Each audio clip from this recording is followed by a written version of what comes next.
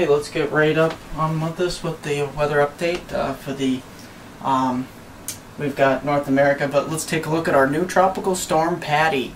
Patty, here we go. Off the Florida coast, this is that area that I've been talking about for a week now. It's finally developed into a tropical system, and you can see some very deep moisture and cloud tops right around the center of circulation here. However, you can see this thing is being sheared. You can actually just see it on the satellite, infrared satellite picture here.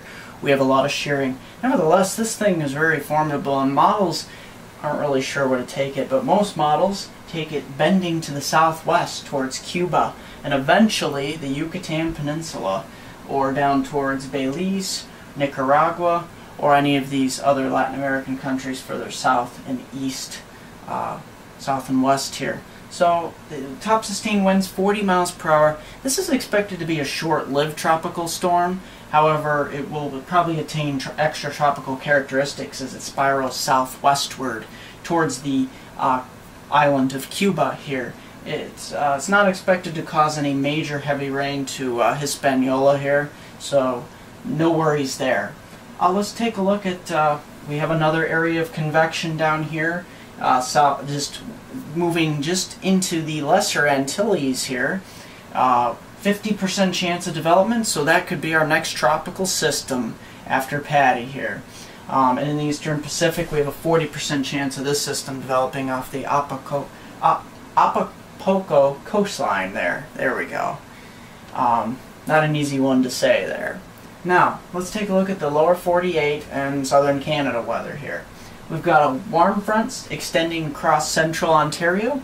That's producing clouds and some showers and some snowfall behind it. We have snow totals anywhere from 1, 2, 3 up to 4 inches across the northern UP of Michigan over to northern Minnesota, northern Wisconsin, and we have some wind advisories with this system crossing into Michigan and southern Ontario.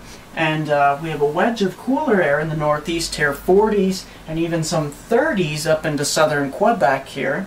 But nevertheless, we'll see the return flow of warm air towards the weekend. But we have to deal with another bout of cool, and I'll get right to it here. Let's take a look. Freeze watches through most of central New York, including Binghamton, Elmira, Ithaca, Utica, Syracuse, all the way down through central PA State College, Williamsport, Scranton, on over to western Pennsylvania, over towards Warren, Erie, up to Buffalo. Any of the interior sections here, stand the chance of some freeze tomorrow night, Friday night, all the way down possibly to the mid-20s in some of the colder valleys.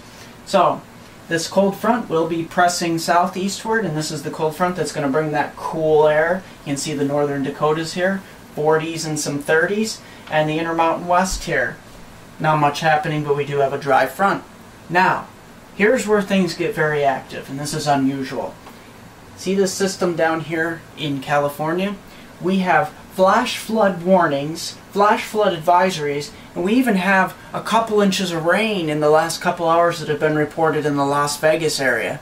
Ventura County, California has been reporting upwards of 2-3 inches of rain. We've got snowfall being reported 4 to 6 inches in the higher elevations northeast of Los Angeles with this upper level low that's moved in, and it's stalled itself here over the southwest. So moisture is pinwheeling around this system. We have high elevation snow. We've got lower elevation, heavy torrential flooding rains. Mudslides are a possibility. So beware of this. It's holding the temperatures down into the 60s through most of the southwest and the desert southwest here. The northwest is still rather dry, a little bit cooler, low 60s, upper 50s, but that's seasonable for this time of year with some sunshine.